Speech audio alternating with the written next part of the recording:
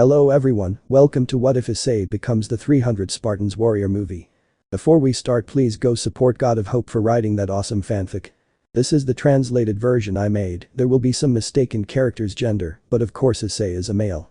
Since unified Rome conquered Greece, the gods wanted to preserve their presence not only as myths, but as something real. They created a place called New Greece based on their power, where not only Greeks and creatures from mythology live, but also young warriors brought from other parts of the world being taken to have a second chance. This is the story of Issei, who was betrayed by the leaders, and Zeus gave him a new life. In Sparta. Chapter 1 Submission. Since unified Rome subdued Greece, the gods, instead of not interfering, did something different. Everyone, even the immense Hades, created a second Greece where traditions and customs could continue to be preserved. But as the years went by, the same Greeks who lived in New Greece began to get sick and become sterile. Zeus had an idea which he proposed to the other gods. And it was to bring young people from other places to give new blood to the New Greece. They all agreed except one, who was Hades, and it was for a reason. It was not certain whether these new bloods would bring prosperity or ruin to the new world they created. So he proposed conditions. They had to be young men and women between 11 and 18 years old. They had to be without reasons to live, so they gave them reasons to keep going. They must have been through hard times to hate their gods for giving them terrible lives, so the Greek gods would make them better. And finally, they had to choose what they wanted to be. Spartan, Athenian, the Macedonian. And the plan worked. The gods, traveling through countries from Asia to America, found young people that society itself had marginalized and abandoned. Zeus, who had traveled to many places, was very fascinated by young people, especially those from the empire of the rising sun. Japan. He has collected several boys, all with innate talents in combat and strong determinations that would make them excellent Spartans or Athenians. But among them there was one he met in the raiding game from a certain red-haired sister of the current Mau, Lucifer. The young chestnut who gave his all to protect his people. His name was Issei. That day Zeus has not stopped losing sight of him, and with the passage of time since the defeat of the Trixa, the god could notice that the brown-haired boy was happy. It was like that until he suffered the most terrible thing that can happen to a warrior. The bad thing about loyalty to a cause is that it betrays you. The leaders were fooled by false evidence and locked Issei Hyodo in Tartarus, even though he claimed to be innocent. Even though his girls were crying and could do nothing to save him from such a terrible fate. Death. That day the same Mau was going to execute him in the center of Lilith. His loved ones were locked in their rooms even though they wanted to save him. And at that precise moment when the Mau was going to kill him, the powerful lightning bolt fell on the chestnut tree and without knowing how it happened, disappeared. Nobody knew what happened. 2 weeks in which everyone was looking for the hero of the factions, it was revealed that everything was a hoax. Loki, the god of mischief, was the one who planned it all. He was the one who blamed Issei so that the same leaders would kill his symbol of hope. The news came to light. The girls immediately complained, and in order to be back next to their beloved who was taken from them, they left their factions and with the help of Aten and Yasaka, began to search for the brown-haired boy. The 3 factions became an embarrassment and the leaders were the most. But with all this, where is Issei? Well, in a city in the region of Laconia, New Greece. He looks out from a balcony of the tallest building in his city. Sparta. Look wistfully at the beautiful blue sky, thinking about the past. And those who have loved that are them. The girls I loved. And he still loves despite the time. 6 years to be exact. But a voice brings him out of his thoughts. Issei. He looked behind him and saw who became his friend and companion. Who became his second in command. What's wrong, Ichika? That's my question, what's wrong with you? You've been on that balcony since you finished training. It's nothing, friend, just. Are you thinking about them? When will you start making your life? Look, several Spartan women are asking to be your wives. Well, if you're talking about courtship, why don't you let yourself be courted by the Spartans? After all, you're just as coveted as I am for being the captain. I haven't found the right one. Accepted, friend, you miss your girls too. Why should I lie to you? Even though they hurt me, I still love them. I just hope the gods help me move on. Me too, friend, me too.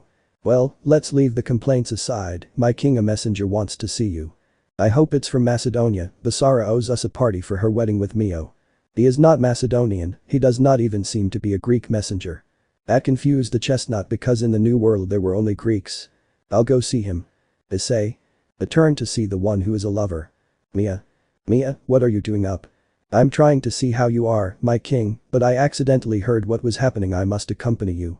It was a moment of silence, and Ichika decided to wait outside. You don't have to worry, Mia, everything is fine. Worrying is my duty and my life since my former master left me in charge of you. I am your property, and watching over you is what makes me happy." He smiled with nostalgia, remembering someone he left behind in his past. "Rias.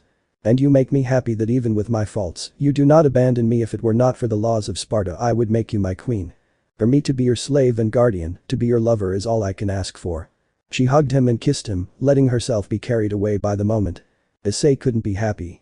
Issei, along with Mia, Ichika and 6 guards, walked, and in various places several people were seen. Men doing blacksmithing, construction work, women sewing and clothing, children playing without a care. Everyone lowered their heads in reverence before Issei's presence. And there were not only people. There were harpies on the roofs. On the cobblestone roads there were lamias. And centaurs. The gods gave the creatures the chance to interact with humans again in the New Greece, and the lamias are said to help calm the stress of Spartan warriors who have not yet married or become their concubines. Harpies do the same, but they also care for children because of their maternal instincts and tend to be aggressive when one of them is attacked by pedophiles or strangers from other places. The centaurs help train the younger Spartans in the agoge, and together with the teachers teach them what the greatest glory is. Dying in the name of Sparta. There were also female centaurs who married Spartan warriors, but by sacred laws of the gods, these creatures did not participate in the Olympics and in war. Issei looked at the citizens and couldn't help but be happy to see how in 6 years after the death of his predecessor, who was his teacher, he became king of Sparta, and in his government, he improved many things not only for the city, but for the nearby towns. Maybe he went through the betrayal of his leaders, and maybe the women he loves no longer remember him. But he is willing to defend what is now his home. Sparta. When he almost reached the center, 2 guards were watching 7 people who were wearing clothes not common in New Greece. And above all, one who in his hand had what appeared to be skulls with golden crowns. Issei didn't know who they were, but he felt like nothing good was coming from them. "He is the one who arrived. He says he is from the Holy Empire of Persia," said Ichika. The messenger was going to speak, but Issei interrupted him. "Before speaking, messenger, you must understand that every person in Sparta, even if it is his own master who sends him, is responsible for what he says here." The messenger nodded grudgingly. "Now what message do you bring me?" "Earth and water," he said it in reverence. Issei didn't understand his message. "You have come from I don't know where by land and water. Don't be a coward or a stupid messenger, it is not allowed here in sacred Sparta. Why does this abomination think it can talk among men?" he said, looking at Mia with disgust. "Because this abomination is worthy of being at the king's side," Mia said seriously. "Let's walk a little to calm down," Issei suggested, trying not to kill the messenger for such an insult to Mia. They walked while the others watched, with the harpies covering the children with their wings so they wouldn't come closer, and the centaurs also ready to take out their swords and bows. The lamias helped their mistresses and stood in front of them to take care of them. The guards watched the messenger's archers, waiting for one to do something funny. "If you value life more than its complete annihilation, I heard you well, King Issei. My king, who was chosen by our Persian gods, conquers and controls everything he lays eyes on, has an army so large it makes the earth tremble, so vast it leaves the rivers dry. The only thing the god king desires is this, the simple offer of earth and water, a sign of Sparta's submission to the will of Xerxes." Those present did not like the word submission. In fact, upon hearing the word submission, Issei wanted to get angry, but he kept his composure. "Submission? Well, that won't be possible here." The Persian messenger frowned. "I will certainly send this message and proposal to our allies in Athens and Macedonia. And if they refused, then we cannot accept something that philosophers and righteous people did not want." The messenger now did not like what he said. "Besides, Sparta has a reputation to maintain. Choose your words carefully, they may be your last as king." Issei walked away from the messenger. At that moment I didn't know what to decide or what to say. Since his previous predecessor Plastarchus III helped him when Zeus left him on the outskirts of Sparta, he trained him to become a great Spartan and king, since he never had children because he was sterile. Issei loved him like a father, and thanks to him he was taught what it was to love his land and his people. When he died of old age, he was named by word of mouth by Plastarchus and the council as king of Sparta, and his coronation had to come through a hard test which he passed with honors. Now look at everyone. Feel the northern winds touch your body and wave your white cloak. Look round. Look at the workers helped by male centaurs who gather the wheat and the harvest, worried about what may happen and about their king. Look the other way. Look at the women accompanied by the lamias who serve and protect their mistresses, looking aside, worried about their king. Look the other way. Look at the boys and girls whom the harpies kept under their wings, caring for them and being willing to give their lives for those little ones born in Sparta, worried about their king. And finally, look the other way. Looking at the one who has supported him since his appointment. The one who cared for him and helped him in his worst moments. The one who is his best friend and lover to Mia, who was worried about her lover and king. And being willing to help you whatever your decision. For Issei, this was his home. Earth and water. And a voice in his head, the voice of someone who is considered a hero, spoke to him. You know what to do, King of Sparta. And at those words he took the handle of his sword and drew it from its sheath to threaten the Persian messenger. Ichika and the other guardians did the same with the escorts, while the centaurs formed around the well area to block their way and prevent them from escaping. The harpies took the children and took them away from there, just as the lamias did with the women. It was obvious that what is coming will not be pretty. Mad, he's crazy, the messenger shouted at him. Is it land and water that you are looking for? Well, you will find them down there, the brown-haired boy said, still pointing his sword. Ichika and the guards at sword point moved the escorts near the well. Nobody, no Persian or Greek, threatens a messenger, he said, trying to reason with him. You come with skulls of fallen kings to my beloved city. You insult my guardian and lover. You threaten my people with death and slavery. I chose my words very carefully, Persian, perhaps you should have followed your own advice. What blasphemy, it's madness. There was silence at the Persian's words. Issei at those words slowly lowered the sword. It was a moment when I doubted if I was doing the right thing. But when he looked at Mia, the lamia and woman who unconditionally stood by his side, and saw her nod in approval, he knew that it was the right thing to do. Make it clear. That voice only reinforced his decision. He looked at the Persian, who was still hoping that he wouldn't do something to him. Something that will happen anyway. Madness. This is Sparta. And he quickly kicked him in the chest, causing the Persian messenger to fall into the well and scream in anguish. Ichika killed an escort by cutting his neck and kicking him into the well as well. The rest of the guards and the centaurs killed the escorts and threw them into the pit, while Issei put away his sword and retreated while hearing the screams of the Persians falling to their deaths. One thing was certain. A storm is approaching. And he and his friends will have to face it. Negotiate. In today's world where humans live their lives ignoring the truth of what the shadows hide. The meeting was held in Kuo, where the alliance leaders were present. Isaka along with Aten were there. And the Hindu gods were there. Everyone waiting for someone special. Not counting those who have searched for Issei for years. Rias and her group, who were under the protection of Aten. Xerxes and the other leaders, who were Azazel and Michael, despite the great ridicule they made by trying to kill the hero of the factions, they were not revoked from their positions. Xerxes tried to talk to Rias, but she didn't pay any attention to him. In fact, every time he came closer, she showed her aura as a sign for him to stay away or suffer the consequences. And when the time came, a white lightning bolt struck somewhere. And from it came 4 figures. They were the 3 gods of Greek mythology. Zeus, Poseidon, Hades, and Apollo. I'm glad you all decided to come to this urgent meeting. God Zeus, what is the reason for this meeting? Asked Yasaka. This meeting is because there is a very powerful enemy who has a grudge against us. And who is it? Asked Aten. For that we must tell a story. Everyone at the table had sat down and began to recount. Years ago, since the conquest of Alexander the Great, the king of the Macedonian Empire, to Persia, we fought against the Persian gods, which we won by destroying them, but among all of them, there was only one who escaped and remained hidden from the shadows, gaining strength. And at that time, when unified Rome dominated all of Greece, he gathered an army and created a world where he chose someone to be a demigod. The words of Poseidon and Apollo shocked many people. And who is that god? I asked. His name is Ahriman. Apollo with magic showed the image of the Persian god. Everyone found that being terrifying. Almost like an incarnated evil. Why are you telling us this? Do you want us to help you stop him? Shiva asked. No, I want you to help me prevent Quiplod from going to help the god, preventing his lackeys from disturbing New Greece. A moment like what New Greece? Does that place exist? The Greek gods looked at each other, and after a few seconds they decided to tell that secret they had. They told how they created New Greece after the Roman conquest, and how they created a paradise for those young people with warrior souls who were abandoned by society and their religions. Hades felt that something was going to happen, and out of nowhere with his power, he created a circle where the king of Sparta was seen speaking to the messenger. Everyone recognized that young man who was the king. Issei. How the red-haired Lamia said some words that made the girls who loved Issei jealous. How he threatened the messenger. What an idiot, a messenger has immunity for diplomacy. You better shut your mouth, Azazel, because I don't think you have the right to say anything, Yasaka told him. And when he kicked the messenger into the pit and the rest of the Spartans killed the escorts, the image ended, leaving many with satisfaction and the leaders of the 3 factions with a bitter taste.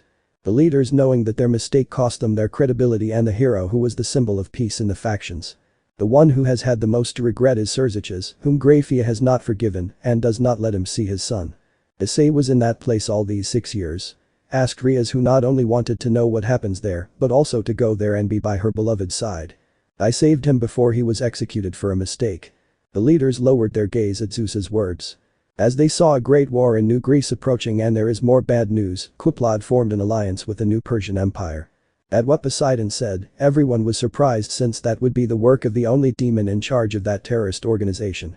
Issei said Rias with hatred in her words. That's right, the idiot wants New Greece to be a bastion of Quiplod by being an ally of the Persians, that's why we brought them together to solve this problem. I want to go. I speak Rias. Me too, I want to help. Issei needs us, I want to see Issei-san. They all asked to go. Issei's loved ones. The god was smiling sideways as he saw that they had not forgotten the hero of the factions. I will send my warriors from Valhalla to help. Vyakes can help.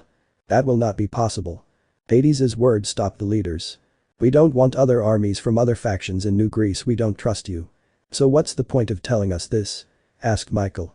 Whoever will lead the forces of New Greece must be free of demons and have more reasons to not only return home, but for his loved ones.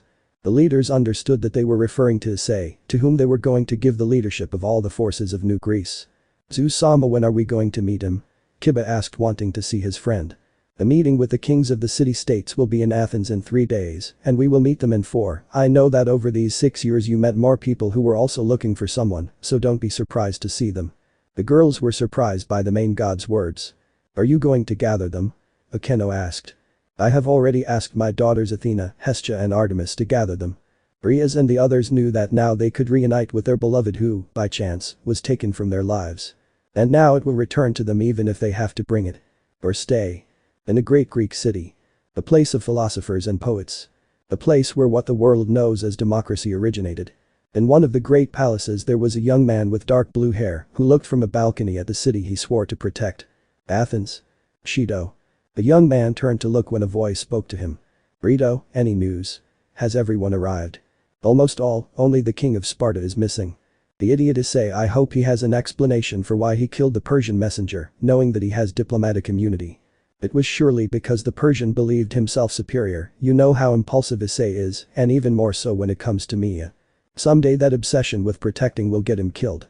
Well, you're no different from him, my friend, he said jokingly. What are you talking about? My lord. In a well-carved wooden wheelchair someone approached and it was a girl with pink hair. But she had a long dress that despite its length did not cover what differentiates her from a human. She is a mermaid. Miro? How did you get out of bed? I'm not that useless, my lord, I heard that the kings of the city-states will be here. The orange hair walked away, leaving the two of them alone with a mocking smile. It seems that the Persians have plans to conquer New Greece and the idiot Issei crossed the line by killing a messenger. The mermaid laughed elegantly at the young man's words. I think young Issei was having a bad day. The laughter of that mermaid calmed the blue-haired boy's anguish and worries. Your laughter always manages to calm me down, Miro, if only I could marry you, I would try to make you happy. My lord, being both your advisor and your lover is what makes me happy, and although my deepest desire is to be a wife. He frowned and then knelt before his beloved. If only the ecclesia would approve marriages between people and liminals. Politics is slow and difficult, but I know you are trying hard to make everyone listen to you. Keep using your strong voice to be heard, keep using words to make everyone support you. You are a great politician and a great Athenian general, I believe in you. With her delicate webbed hands, she took the face of her beloved and kissed him on the lips, showing him all the love she professes for him in her heart. Shido may have been through a lot, but at least he knows his life is better. Just pray to the gods that the happiness you have is not taken away from you. Athens is a larger city than Sparta itself, only compared to Macedonia. The place where the streets themselves breathe peace and coexistence between the human inhabitants and the liminals, which are lamias, harpies and centaurs. But there were other creatures too, and those are on the coasts. They were mermaids. They had a role, which was to calm and encourage the Athenians with their songs. They even help with fishing and monitor the coasts. On the direct way to the palace of Zeus, several kings of the city-states arrived. Hizuma of Arcadia. Shinku de Tespia. Kakashi de Tebas. Iki de Olympia. Macedonian Basara. And many more. The Athenians together with the liminals greeted and welcomed the kings warmly. Athens is a unique place. Everyone gathered at the temple of Zeus to discuss and debate what can be done about the situation that New Greece is going through. But where is Issei? The king was missing. And suddenly someone appeared climbing the stairs until reaching the entrance of the temple, and it was the king of Sparta himself. Issei. Together with his captain Ichika. They arrived in elegant white robes. I was already getting used to the idea that he was not going to come king of Sparta. I'm surprised that the king of Arcadia is here. The leader of Arcadia frowned at those words. Issei, my old friend, how many Persians did you throw into your well before coming to Athens? Shido's question told him that he was actually upset with him. Listen, I know I went too far, but that idiot deserved it. He gave me several reasons to kill him. You still know it was really reckless, at least we don't have any demands from the Persian Empire on what you did. Okay, now I understand. If you stop scolding me, wouldn't it be better to go to the meeting? Shido just rubbed his temples knowing how difficult it was for Issei to get reason in that head of his. The leaders talked about what happened in each city-state and what happened to the messengers. Well, it seems that Persia and its message of earth and water does not seek peace, but a tyranny in which we would all be its slaves. It is obvious that we are facing a great threat to all of New Greece. But we can win. Your battle a year ago in the marathon was an example. At the words of Basara of Macedonia, everyone nodded in agreement. No one forgets what that battle was like, in which the enemy, who at that time was unknown, tried to land on the beaches near Athens and, with no possibility of asking for help from other city-states, he had no choice but to prepare hundreds of men and attack before they could set up camp. Miro, who was there watching the meeting, also remembered that battle and how, despite the fact that the Persians outnumbered them 3-1, and despite the fact that there was a horrible storm full of rain and lightning, he and the Athenians decided to attack them. He remembered how Shido fought with his sword and shield, as if he were Themistocles himself. The blue-haired boy sighed knowing that this was going to be remembered. He doesn't like to remember that. Because even though he won that battle, he lost hundreds of his own, still remembering the tears of the wives, lovers and children when he gave them the news that those men were not coming back. He still carries that weight on his shoulders. I was just lucky that day, and we can't leave things to luck or chance. That's why we must come up with a solid strategy in which. Shido. Everyone turned to see that it was Rito who was upset. Right, what happens? More than half of the ecclesia want to appeal to Xerxes' proposal. That had surprised almost all the kings of the polis. Shido immediately left the temple of Zeus and went straight to the ecclesia, followed by the other kings, with Issei smiling. If there is anyone who can solve political problems, it is Shido. In the ecclesia. The politicians were arguing and some were coming to blows. Shido arriving with Rito, Miro and the other kings of the polis, seeing the drama they were doing.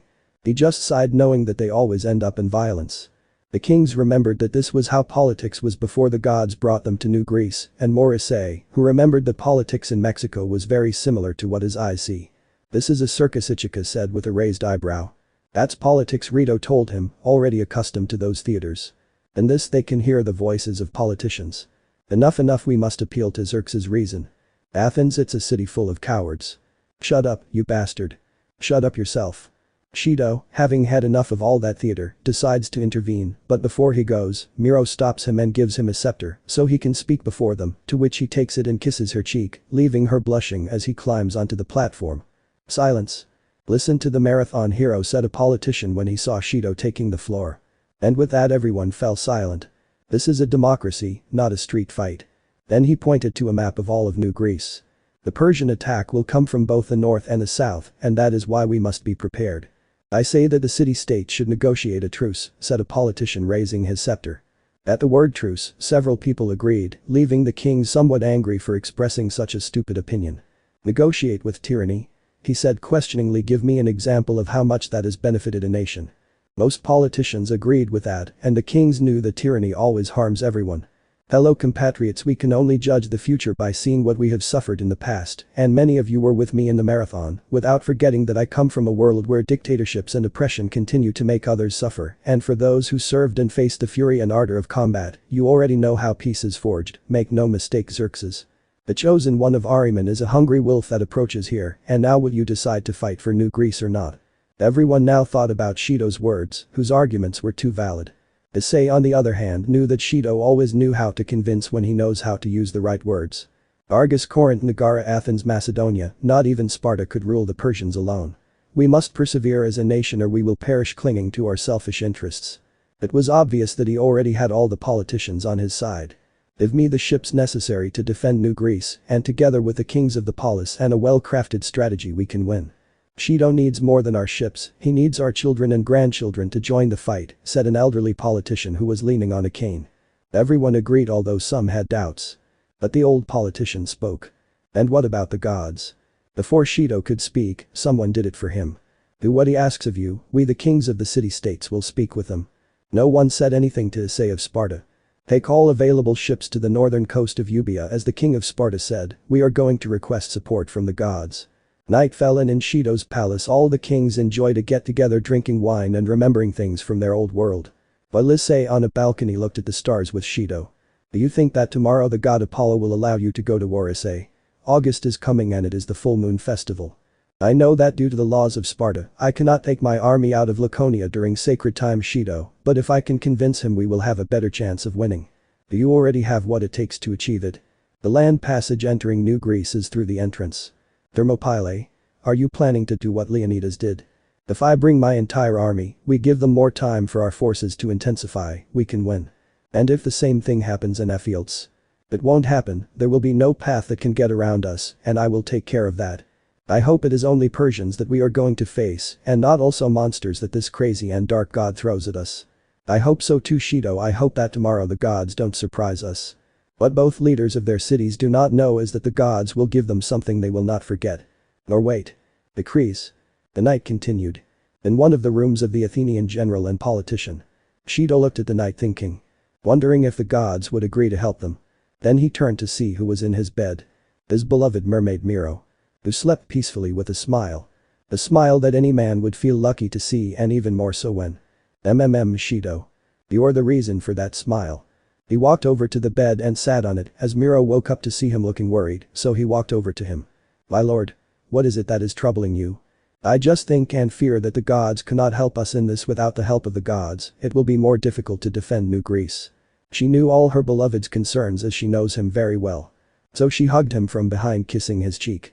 My lord, I know that tomorrow could be difficult, but if you manage to survive a battle in which you were outnumbered 3-1, this would not be different. I know that you will achieve it tomorrow. She kisses him again on the cheek, showing him the great love she has for the young Athenian general. He turns to see her and kiss her too. Looking into those beautiful eyes of his beloved. His mermaid. When I met you I thought it was a punishment from the gods for loving you and not being loved in return, but after the Battle of Marathon when I thought I would never see you again, I knew that I would rather tell you my feelings and be rejected than remain silent and regret it until death. My lord. I love you so much Mira, you healed my broken heart, you gave me a real reason to live this new life, thank you for being the reason for my existence. My lord, my beloved lord. And with those words, plus some tears in her eyes, she kissed him on the lips with so much passion that the blue-haired man gave in to that desire to be one with his beloved. Both kissing and with their tongues exploring each other's mouths, they were giving themselves over to love and desire that nothing was going to stop them. And when they stopped a little, she spoke to him. I want to try, let's have a child. That was the wish of both, to start a family. Are you sure about this? The Athenian asked him. She nodded, knowing that even though they have tried several times and have not been successful in what they want. Well, we'll have to pray to Aphrodite if we want to have a child. And with Shido's words, they both loved each other and gave themselves to each other again. That night that room was not quiet until dawn. It's dawning. The kings of the city-states meet. Some nervous. Other insurance. But only two hoped that everything would turn out well, having hope. Those were the king of Sparta and the general of Athens. Issei and Shido. They all arrived at the temple of Zeus as they watched the sky begin to cloud over. Sign of his arrival. When they entered, they all stood and waited until a lightning bolt appeared in front of them. And from that ray came 5 figures. Zeus. Poseidon. Hades. Apollo. And a god of war. Ares. I'm glad all the kings are here. I see that they know about the difficult situation in New Greece. God Zeus, we have strategies to defend New Greece if you allow us to show them to you. The god nodded at Shido's words, giving his permission to speak. Well, the fleet of Persian ships is estimated to be too much. Right now a friend of mine infiltrated the flagship, looking for information about who leads them. My plan is to take the naval battle to the northern coast of Euboea, and with our formations, and knowing the weaknesses of the Persian ships, our ships will be able to sink them. I have more strategies and the most reliable men I know. I just need your approval. The gods among them whispered and nodded in good faith. Until Poseidon spoke. Their strategy is good, Shido of Athens, one could not expect less from the hero of Marathon. Maritime defense is approved. Shido bowed in gratitude for Poseidon's praise and Zeus's approval. With Arito giving him the thumbs up and Amiro very happy for her beloved. Then Issei of Sparta passed by. My gods, the Persians claim that their army is in the millions. I hope for our sake that they are exaggerating, but it is a fact that we are facing the largest army we have ever seen. And what is Issei of Sparta suggesting? Hades asked. We will use our superior fighting ability and the terrain of our Greece to destroy them. We will go north to the coast, where I will make sure that. It's August Issei, the full moon is approaching, said Ares. A sacred and ancient festival, the Carnias, continued Hades. By sacred law Sparta will not wage war in sacred time, Apollo reproached him. Please listen to me, Greece will fall, men will die, and women and children will be slaves or worse. The gods were going to reproach him for raising his voice, but Zeus stopped them. Continues Issei of Sparta. Thank you, God Zeus, we will block the Persians on the coast by rebuilding the Faucet Wall. I draw my strategy in a sandbox. That way we will drive them into the mountains of the narrow entrance, and in that narrow corridor, their numbers will be worthless, and wave after wave of Persian warriors will break against Sparta and its shields. Their losses will be so great that their demoralized men will have no choice but to abandon their campaign. Your strategy is very solid, Issei of Sparta, I will give you my approval, said Ares. I'll give it to you too if you can give Shido warships in the fleet he will command, said Poseidon. I can't give it to you, since Carnias is a very important and sacred festival, said Apollo. Sacred laws must be honored, I cannot give you my approval, Issei of Sparta. Hades finished. There was no agreement between the gods since two of them wanted Sparta to go to war and the other two wanted the Carnias to be respected. Only one could differ. So he got up from his seat. Issei of Sparta, how many members make up your personal guard? 300, God Zeus. Leave us alone. The kings of the city-states in reverence withdrew, leaving the gods to decide. Outside they were talking. Do you think the gods will allow Sparta to go to war? Asked Kazuma of Arcadia. I hope so, we will need all the help we can get if we want to protect New Greece. Shinku of Thespia spoke. We must have faith that we will achieve victory, said Ikki of Olympia. Old Takashi of Thebes didn't say anything, he just stared at the group until Basara of Macedonia spoke to him. Is there something wrong, friend? In the Second Persian War, the Thebans had surrendered and became slaves of the Persians at Thermopylae. I don't want that to happen again. You trained your men yourself, so I highly doubt it will happen again, trust them. Thanks, Basara. Time passed and the gods still had not reached an agreement. At that, Issei along with Ichika spoke with Shido, Miro and Rito. So marathon hero? That's what they called me, Ichika. It's not something I wanted, I just did what was necessary to protect Athens. It was still impressive, though, attacking them before they could set up camp and being outnumbered 3-1. It wasn't easy at all. In fact, I think that Shido, upon almost reaching the shores of the beach, took a bow and arrow to shoot the one he believed was the leader of the invasion. At Rito's words, Shido still remembers how he fought that day. Those brave men who ran and fought at his side against that unknown enemy who had dark intentions with New Greece. Those I would never see again. And despite those memories, he felt his beloved's hand in his own. Miro smiled at him, giving him security in his heart. And after half an hour the gods came to an agreement. So they called the kings and said what they had decided. In view of the difficult situation that New Greece is experiencing, we have had to make some decisions. The first would be that we do not know what kind of beings make up the Persian army, so in order for the Greeks to have a better chance, the liminals will be able to enter the war. That had surprised the young kings as they had not expected that, although they were glad as that would be less of a burden and more chances of winning. And more Shido that maybe the Sirens will help them in their espionage plan and maritime battle. The second would be that retreating will be mandatory for those kings of the city-states who do not yet have children to perpetuate their names. They had not liked that, especially Ichika and Issei, who have Spartan pride. The third and last one, this was not easy, but we believe we made the best decision. Sacred times must be honored, so there must be no march. The Spartans must not go to war.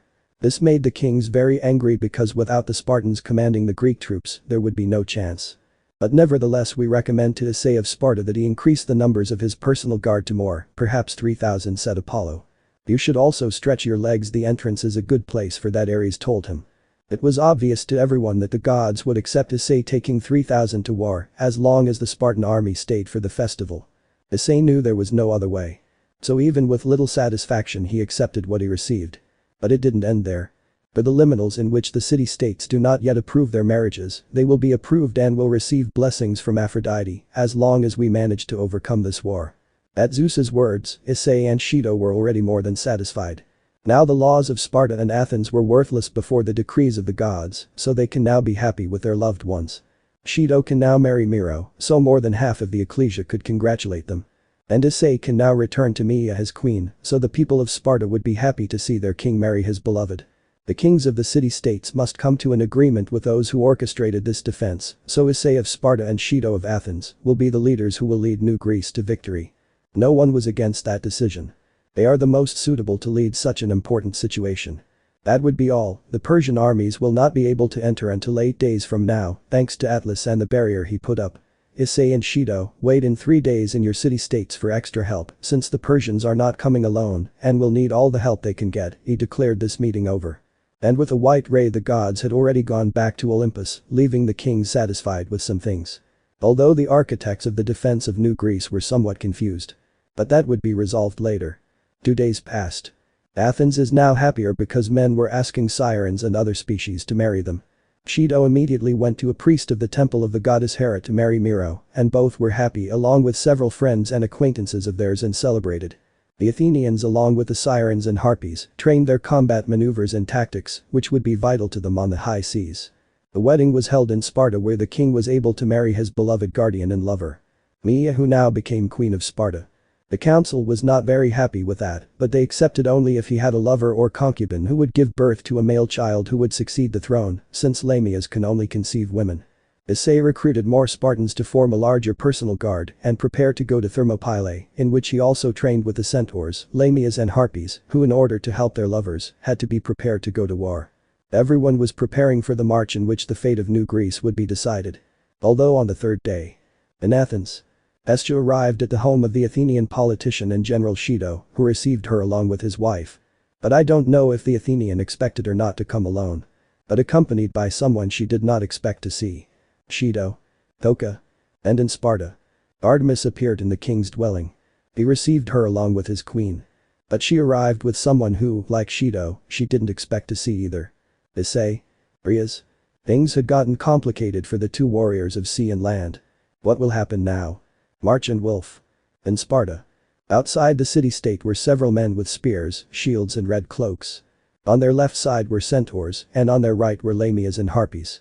All liminals had robes or some other crimson-red clothing and bronze protectors with the symbol of Sparta.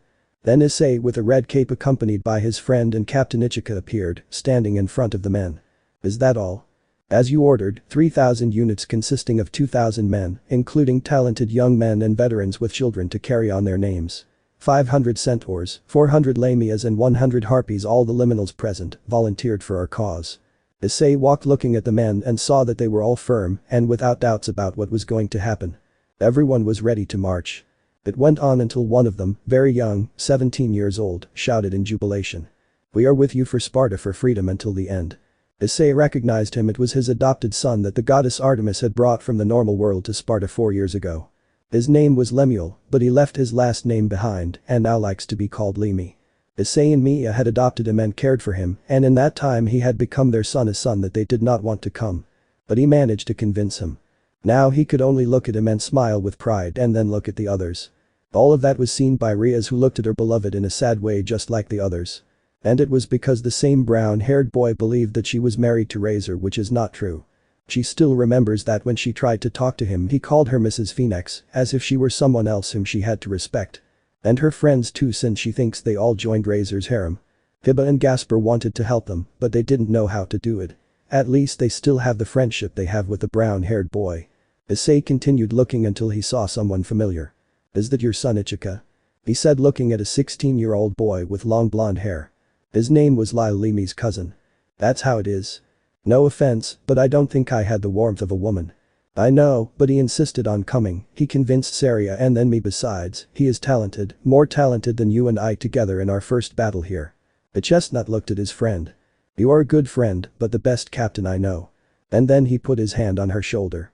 But don't forget that my son is here too. Let's see who wins. They both smiled, amused by such a challenge. Then the 7 counselors approached upon seeing such units formed. My great king, the laws are clear. It is sacred time, there should be no marching. It is the law, my lord, the Spartans must not go to war. And let it be clear, I did not give such an order.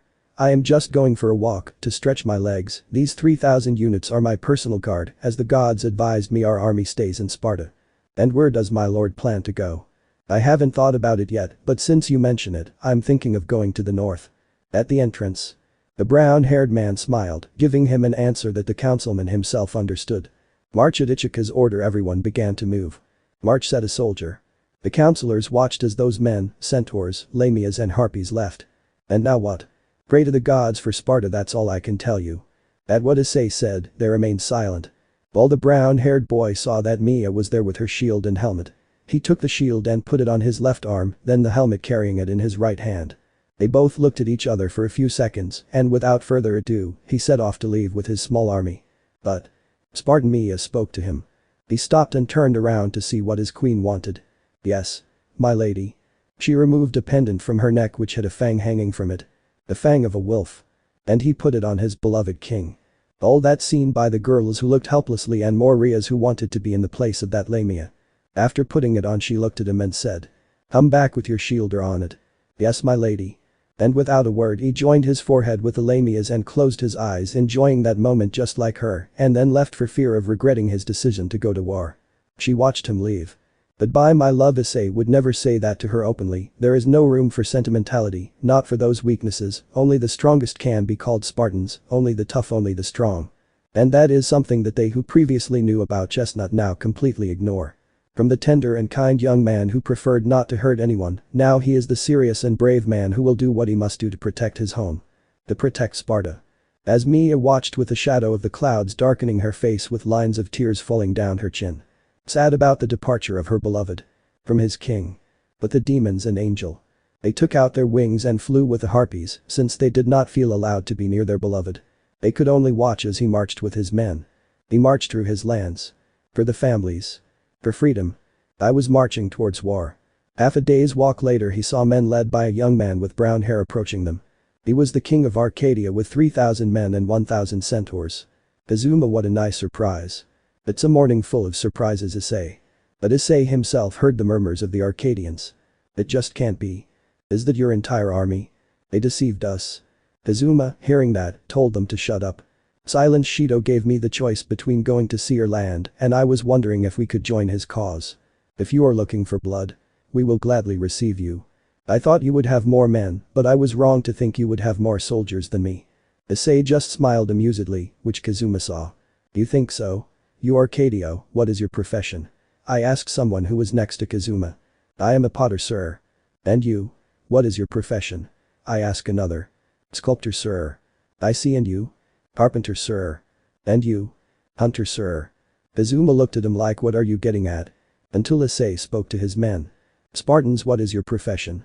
Ouch ouch ouch. The centaurs, lamias and harpies were not only proud of their men, they were excited just watching them howl their war call. Kazuma just looked down at him, somewhat humiliated. Do you understand, friend? He took more soldiers than you. Damn wretch, you always know what to say. The Gremory could only smile at seeing Issei so motivated. Hoping this trip can help you be with him. It was night. In one place the forces of Sparta and Arcadia enjoyed a dinner by the fire. Several of them were at the bonfires with their partners enjoying the moment. Among them was his son Lemi, who was with a lamia with forest green hair and tail. She fed him while holding him by his tail. Lyle was eating next to a young black-haired centaur in a pleasant manner with a big blush. All in front of Ichika and his wife Saria. They both smiled with pride, knowing that their son did not become gay. The girls of the Gremory group were at their own campfire looking into the distance as the only two men in the group talked and laughed with Issei while drinking wine. Envying them? Well, with the king. Issei-kun, will you ever trust them again? Kiba asked. I don't know Kiba, I wish I could, and I know that they showed me that what the leaders and patriarchs of the Gremory house made me believe was a lie, but I spent 6 years believing that lie, it's not easy to believe the truth. Senpai, they love you, give them a chance at least. The brown-haired boy looked at his vampire friend who no longer dressed as a girl. Something that made the Spartan proud. I'll try, my friend. After an hour a young man with green hair spoke, having the attention of everyone present. His name was Izuku. 6 years ago when the former king of Sparta, Plistarchus III, went for a walk on the outskirts, he saw a lightning bolt strike not far away in the place where it fell there was a young man, wounded, humiliated, without any will or hope to live. The Gremory listened attentively to the story. The king himself took him to his home. Where he was fed and motivated to continue by a lamia called Mia which he achieved, he was trained at first without any mercy, in which he suffered from many things, but the young man did not complain about anything. Issei along with the boys listened. He learned never to retreat or surrender, and that death on the battlefield in the service of Sparta was the greatest glory he could achieve in life. The Spartans and those liminals who lived in Sparta understood that custom. In the third year the same youth underwent the strictest and most brutal training offered in Sparta, preceded by the customs of the ancient Spartan war society, who created the strongest warriors the ancient world had ever known. The Agoge, as it is called, forces youths to fight, starves them, forces them to steal, and if necessary to kill. Several veterans remembered that as their days in training. They punished the young recruits with blows and whips so that they will not show pain or mercy, and to test the young man they threw him into the forest, left him to his fate, and will against the fury of nature. It was his initiation, his days in the forest, for he would return to his village as a full-fledged Spartan, or he would not return at all. Issei remembers those days in the forest. That cold. That darkness. That wolf. A huge and hungry wolf. The wolf begins to stalk the young man, claws of black steel, fur as dark as night, bright red eyes, attributes of the future hell. Remember how behind him there was a small space, a perfect place. How he turned his back on the wolf, urging him to follow him. The gigantic wolf sniffs, savoring the aroma of his future prey. He led the wolf into space and looked at it, pretending to be a dead-end prey, causing it to attack, and he stepped back, causing the beast to get stuck. Fear does not dominate him, only an exalted perception of things, frozen air in his lungs, pines moving in the wind before the impending night. He remembered how the wolf howled and how the full moon covered with its light that place where he was preparing for his spear. His firm hands, his technique. Kill the wolf. Perfect. And he remembered how he returned with a wolf skin on his shoulders, how the king's helmet was on the ground, how all the warriors, citizens and counselors had knelt before him. Aplastarchus III smiled when he saw that he had returned. And his beloved Mia, with tears in her eyes, bowed, smiling with love and pride. And so the young man who was believed to be dead returns to his people who cared for him, sacred Sparta, as king, our King Issei. Ouch, ouch, ouch. That war cry was given not only by the Spartans but by the Arcadians and the Liminals. Everyone was motivated by Izuku's story. While the green-haired boy looked at his king with great admiration. 3 years have passed since the wolf and the winter cold, and now just like then a beast approaches, patient and confident, savoring its future prey. But this beast is this form of horses and riders, men and monsters, spears and swords, an army of slaves vaster than you imagine, intent on devouring little New Greece, eager to destroy the only hope of freedom and justice. A beast approaches, and it was King Issei himself who provoked it. That's right, Izuku, I provoked him. Issei appeared almost in the middle of the great bonfire, being watched by everyone. I provoked this beast who had the intention of putting me and Sparta in chains and shackles, and I was not going to allow that while I lived. Sparta is free and will fight for that freedom that the gods have given us. Who is willing to die for his king, for his people until the end? Ouch, ouch, ouch. It was obvious. That Issei inspired leadership to those who believed in him. Something I didn't have much of before. Rias looked on, knowing now that Issei had changed. That Issei was no longer that young man obsessed with breasts, but a man who is willing to do anything to protect his nation. Still, she was willing not only to help him, but to regain the trust that her own family had destroyed. No matter what happens, Issei, I will earn your trust, and why not the glory of being by your side. You will succeed, Gremory. I know my partner will trust you again. Thanks, Drag, for your support. After talking to the Red Dragon, I see how everyone was more motivated. Wanting to fight for his home. Maybe the Redeed wouldn't do badly to live in New Greece. The night came. And everyone was sleeping. Some in their tents, others outdoors with the warmth of their partners. And some alone. But someone was walking guard. It was Issei who, covered in his red cloak, watched everyone sleep. There was no rest for him. His predecessor had trained him for that divine moment of destiny. The clash of shields, spears and swords, bones and flesh. His only regret is having little to sacrifice. You must rest. I can't sleep, besides, I have to see how I can win. You will succeed, I have no doubt about that, but you are making the same mistakes as me, so you better rest now. I don't know what I would do without you, Leonidas, ancient king of Sparta. That's how it is. Inside his soul was Leonidas himself who, thanks to the booster gear being taken from him, only one previous user came out and stayed in Issei's soul. And that was Leonidas. He became his advisor and friend who guided him to form a free and sovereign Sparta. The Sparta where everyone can live in complete peace and freedom. The Sparta that I would gladly protect. Immortals and storm. Another day of travel. Everyone was marching. And more joined the cause. Kakashi and 1,000 Thebans alongside 600 Minotaurs. Shinku and 1,000 Thespians with 500 Satyrs. And Ikki and 1,500 Olympians, along with 500 Lamias and 200 Harpies. Each warrior, like Liminal, had a symbol that meant the place or city-state where he came from. Everyone was marching and talking. Wishing and longing for what would be a great battle. Everyone was marching. And on the way. Kyoto. He met a white dragon again. Vali, what a surprise to see you. It was Vali and his group who were waiting for them. Thank Apollo, he brought me here. I never thought you'd be a Spartan, I can't wait to see how strong you are. I'm not the Red Dragon anymore. I still consider you my rival, but I will be your ally in this war if you allow me. If blood is what you seek, I welcome you. Hiroka and Lefei, who were on Vali's team, looked at Issei.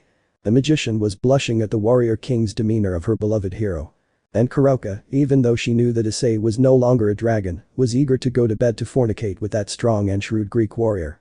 Kaneko looked jealous at her older sister's look of desire. More and more allies joined Issei's march. Another half-day's walk in which would be a stop before reaching the entrance. Black smoke was seen in the distance. Fire signal and death. They immediately quickened their pace, hoping that the worst had not happened. But when I arrived it was the complete opposite. Houses and temples on fire. Blood and footprints on the ground. There was not a single voice, only the sound of the flames devouring the structures. Everything was silent. Form groups check every corner of this village and look for any survivors. Spartans led by Izuku entered the burning village along with some liminals at Issei's orders. Asia also went with a formed group making Zenobia and Arena go with her to prevent her from getting traumatized. Issei looked at the remains of a charred horse in which smoke was coming out of its flesh. "Father, what's going on here?" "There's no corpse," asked Limi, somewhat bewildered. "Issei-sama, I feel magic in this fire," Lefei said seriously. "Persians and their allies from Quiplod." That simple answer scared some warriors from other city-states. It must have been a platoon of 20 or 30, Ichika speculated. Perhaps recognition, but he crouched on one knee when he saw a very strange footprint. These marks. Rias approached him too, wanting to see, and she really didn't know what kind of being would have that kind of footprint. Kaneko and Kuroka with Senjutsu tried to feel if there was someone alive, but they felt nothing. Everything was silent. Then a noise was heard which alerted several people. They were vases falling to the ground. Nothing to worry about. But the Nekomatas felt something. Attracted. The Spartans and liminals immediately stood on guard with shields, weapons and claws ready for anything. Rias also with her power of destruction and volley with Nordic magic standing in front of Issei, who did not move from his place. The teams are the same. On that hill a great shadow was seen. Seconds passed, but that person in the shadow was not a Persian. Ira. The child. That's how it is. He was a Greek boy, hurt and weak. Issei stood up to get a better look, and Sparta's forces made their way for the boy to go in front of his king, who buried his spear in the ground while thunder was heard in the distance. Both teams felt helpless watching that kid and not being able to do anything. When he was in front of Issei, his legs lost strength and he fainted while the brown-haired boy took him in his arms. The Kendo along with Kaneko and Kuroka tried to apply healing magic to help the boy, but it was not much use cursing not having the blonde bishop at that moment. The boy weakly spoke to Issei. Now there is silence. They appeared beasts of darkness. Issei of Sparta continued to look at the boy while the girls put all their magic to save him. With their claws and fangs they killed them all except me. And with those last words he closed his eyes. To never open them again. Issei looked at Akeno and she looked at him with some tears in her eyes. He shook his head, implying that the child was now in the Elysium. Issei prayed that Hades would give that child peace. Kaneko felt sad, as did Lefei, to which Kuroka hugged them, also sad and angry. Rias wished that at least that child could have lived, but she also looked at Issei. As someone who couldn't know what was going through his head. The thoughts were interrupted when someone spoke. "The villagers, we found them." It was Izuku accompanied by Lamia. "Is there anyone alive?" Rias asked the green-haired boy hopefully. "Or this?" "Aye." He didn't say anything because that scream from the blonde bishop said it all. Everyone went to the place. So that most, even Vali's team, were shocked to see what their eyes were witnessing. Something that would make men fear for their lives. Rias looked in shock at such a scene and then looked at her bishop, who was crying and being comforted by Zenobia, who was also holding back her tears, and Arena, who was trying to calm them both down. The men and liminals of the city-states were already beginning to fear. Except for the forces of Sparta, who instead of looking with fear, looked with anger and rage at such barbarity, keeping one thing in mind. Make those responsible for such an act pay. Do the Persians know no mercy? Limi was really angry. "They are monsters," the Valkyrie spoke with resentment. "We're screwed," Kazuma spoke with fear in his voice. "Calm down, will you?" Ichika told him, gripping his spear with anger and a look that promised pain. Which Saria saw and tried to calm him down. That boy was referring to Persian ghosts from time immemorial. Issei, still carrying the child's body, approached the horrible scene. "They are soul hunters, they cannot be defeated, not them, not the immortals." The word immortals made several people present from other city-states tremble with fear. Even Vali felt a sense of dread upon hearing such a word. As for Issei of Sparta, he held back his anger. Just like the Spartans and their liminals, who already knew who to unleash all their fury on. Who to make pay for such barbarity. "Immortals, we will put your title to the test." The scene was a tree covered with the bodies of villagers nailed to the bark with spears and arrows. From men and women to old people, even children. A horrible sight that no one will ever forget in their life. Already 2 days of travel. The land forces of New Greece made up of 9 city-states, including those led by Sparta. Towards the entrance they marched, towards the narrow corridor they marched. Berserk's advantage doesn't count. Spartans. Good soldiers. Free slaves. Brave Greeks. Brothers, lovers, parents, children they marched. For honor, for duty, for glory they marched. Look Persians. Lyle's scream made known what it was as Limi pushed him away with his shield, smiling. Both young men were excited, while Arcadia's Kazuma looked on in fear. And Ichika along with Izuku looked from above just like Issei, and up from the rocks the groups of Rias and Vali looked at what they didn't think they saw. And it was that in the agitated sea of Meliaco, there were Persian ships, hundreds of them, that even on the horizon you could see them. The demons could not understand how the ancient Leonidas could deal with such forces. Let's see those unfortunate people being received by the loving arms of New Greece. Let's walk, was what Izuku said, smiling, while Ichika agreed and his wife did the same. Of course Issei looked up.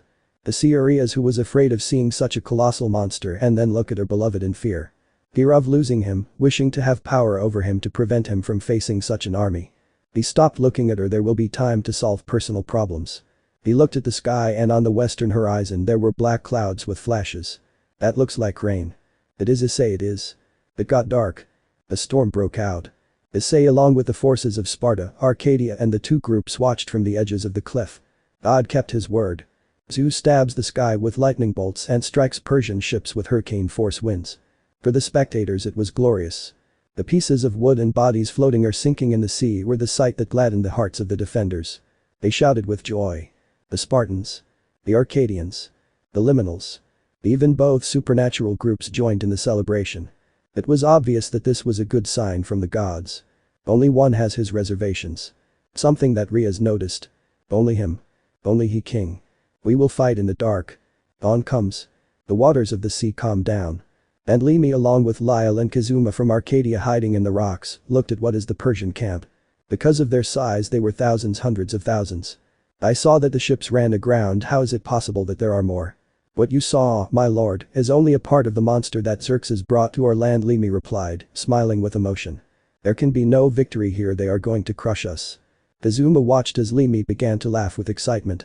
Why are you so happy, boy?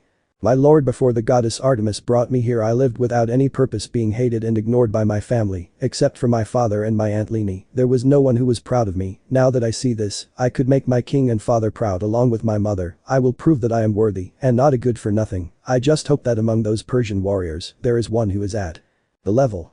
The young man continued laughing, leaving the king of Arcadia somewhat bewildered, wondering why the gods brought that crazy young man to New Greece. The sun rises higher. And a small group of Persians, these being 6 guards and 8 slaves, carrying a throne to a fat man who was insulting the slaves and whipping them with his whip, approached. Move forward, animals. Arriving at what would be a pass, he could see the Persian men were nailed with spears sticking out of their mouths. Something that was beginning to make the Persians fear. They walked more and saw the same thing. More Persians impaled on spears. And when they arrived they saw Greeks and Liminals working, bringing heavy rocks and stacking them. Forming a wall. While on top of a rock, Kiba, the knight of Rias, watched that everything went according to plan under Issei's orders. What is this wall doing here? Who is in charge here? They saw them. I am the Persian emissary of the king of all the world, the king of kings, god of gods, and by that authority, I demand that someone present to me your commander. They ignored them and continued working. Listen to me carefully. Do you think a vile handful of men and abominations scare us? Limi took his sword from the ground and stealthily took it out of its sheath. These hills tremble before our forces, and if they think that their pathetic wall can remain standing, it will only do something other than fall like a pile of dry leaves in front of. The emissary noticed it. The wall was not only made of rocks, but of Persian men. Of explorers who were sent for reconnaissance. All dead. Limi, being proud of his work, spoke. Our ancestors built it, using rocks from our own sacred Greek land, and with Spartan help, the corpses of their explorers serve us well as mortar. The emissary was now furious. They have to pay for their barbarism. The emissary waved his whip ready to punish the Spartans, but Limi was quick to climb onto a rock and jump with his sword raised high. Her downward movement cut the arm of the emissary. The slaves, under the weight of 2 people, let go of the throne, and the guards were surrounded by the Spartans, Arcadians and Liminals, with their spears and swords. My arm. It no longer belongs to you, just like your whip and your slaves. In New Greece slavery is blasphemy, free them. The Harpies obeyed and with their strong claws broke the shackles, freeing the emissary's slaves. Lyle with his spear pointed the slaves in the direction of the entrance where they tearfully thanked and were escorted by the harpies. Damn Greek, they are my slaves. I told you before, didn't I? They don't belong to you anymore. Go, run and tell Xerxes that he is facing free men and not slaves. Get out now before he decides to make the wall higher. The emissary looked at the young Spartan. No, you will not be slaves. Your women will be slaves, your sons, your daughters, your elders will be slaves, but not you. No, by midday you will be nothing more than corpses. He just smiled mockingly at the emissary's words. Thousands of nations of the Persian Empire will fall upon them. Our arrows will cover the sun. We will fight in the dark. Issei sat on a rock with his spear in his hand, watching as the Persians carried the wounded and humiliated emissary back to his camp. The wall is solid, it will force the Persians to go to the entrance according to plan, said Issei arriving with Saria. Have they found any way around us? My liminals searched everywhere for my king, but there is none. We have the position secured, said the centaur confidently. If there is. Ria's voice corrected Saria's estimates, which annoyed her. Haneko-chan explored and found a route. It is an old but useful path. The Persians and Quiplot could use it to surround us, so we must destroy its entrance to avoid it. I can take care of that. Issei, just leave. Don't speak in front of my king without any respect, warned Saria, pointing her spear at the reed, angry at the lack of respect towards her king. Saria, lower your spear, Issei ordered to avoid a mistake. Rias, on the other hand, remained calm. I apologize for my lack of respect. I should have requested an audience with your king. That's what you should have done. Do it again and I swear you'll regret it. Ask. Then another spear was placed on Saria's and it was Issei's. Your king. I have not given that order, he said it seriously. To which Saria, before the eyes of her king, lowered her spear. Issei understood and taking his wife centaur by the arm he took her. They were going to talk a lot. Excuse Saria, she is a good soldier, but she tends to take things seriously. There is nothing to apologize for. She is right that I have disrespected you by how I address you. You are a king, and I must speak to you as such. Issei looked at her as she looked at him too. For both of them it was a very awkward moment in which they wanted to leave. Rias wanted to talk to him and clarify things so she could be by his side. And Issei wanted to remedy everything so that when the war was over, she could leave and make her life. But a part of him, the one that loves her, wanted to give in to his love and kiss her. Issei, yo. Let's take a walk better. They walked away, now alone, and both began to talk. Issei, forgive me for what my family has done to you, for what the underworld has done to you. I know that asking for forgiveness will not relieve everything you went through, but I just want you to know that. It's not your fault or anyone else's. He interrupted. There was no way to foresee such a thing, and in the end I would have preferred to be the one accused of sedition than any of you. When your family showed me those images where you were happy with Razor, I got angry and it hurt me too much, but I appealed to my reason, and for me your happiness and that of others was more important than mine. I swore to love you, and finding out that they made you believe that I was happy with Razor made me feel horrible, thinking that you no longer loved me because of others. I lost the most important thing in my life, and now I'm looking for that part to come back to me. Several things happened that led us to where we are now, but nothing can be changed. Everything is done. And fate made us meet again, and now I am ready to earn your trust. He approached her, and when he was in front of her eyes he said to her. I don't want you to throw away what you worked so hard to get for me, please. I want you to go home when this war is over and live your life. Please forget about me. She looked at him shedding tears, but Issei knew the look she had. Rias was not stubborn and headstrong for nothing. I will not leave without you, and whatever you say you will not be able to change my mind. Even if I have to stay here in New Greece in the service of Sparta, I will do it with pleasure. Issei really wanted her to be happy like all the girls he loves. Reconsider it, Rias, I'm not worth it. I have nothing to reconsider, Issei, you are more than worth it. Do I have to bribe or beg you to understand? You won't be able to change my mind or what I've decided, and you know how I am. She was leaving smiling, but Issei in a last attempt took her by the arm and looked at her. I don't want you to stay here. You have your freedom out there in the modern world, don't lose it by staying here. Freedom? That your own family has married you to a conceited heir that you do not love is freedom. Obeying a leader who is not even capable of raising a hand against those who want to destabilize the underworld is freedom. That living hidden in the shadow of those who do not know the supernatural is freedom. There is no true freedom there. He had nothing to refute those words. Here I am not Rias the heiress or Rias the desire of men. Here I can be myself, and that for me is true freedom, and I will earn my glory by being at your side. He smiled at her. To then kiss him passionately, feeling those lips that for her are glory. When he finished he looked at it. I'm going to win by fighting, and I know I will win. If you don't take my words seriously, then what's left for me to do? What do you want to do? He didn't say anything again. She was at the mercy of her beloved Reed as she took the brown-haired man's hand and with that hand touched her belly. Sparta will need children, my girls, and I are saving ourselves for you. And with that last thing, smiling with love and pride, he left to give his orders to his group.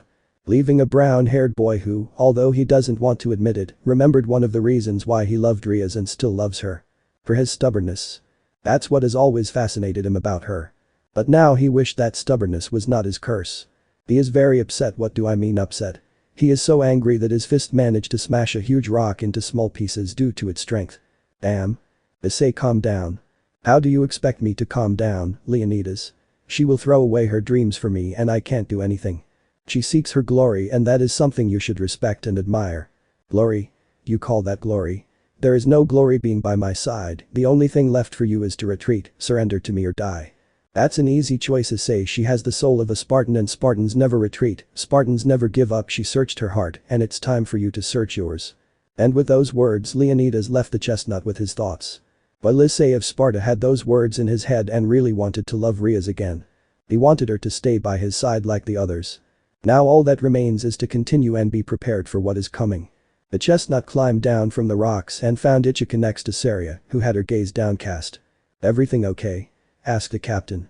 All good. My king, what about the path? Saria asked. Rias will take care of the path, but still send the harpies of Olympia to the old road and ask the gods that the Persians do not find out about it. Suddenly the ground began to shake. Something that alarmed Ichika and Saria. Instead Issei was calm. Earthquake?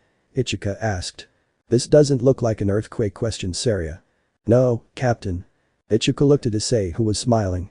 Battle formation. The time had come. The battle of Thermopylae had begun. And Issei and his friends were going to face that monster that Xerxes brought to New Greece. Together. Mercilessly. The hills were shaking. And in the distance a great horde of Persian warriors approaches, ready to eliminate their enemy. While at the entrance, Issei with his helmet on along with Ichika and his Spartans were standing firm and ready. Prepared for that moment.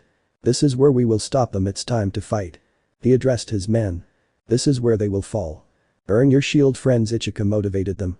Always remember this day, because it will belong to you eternally.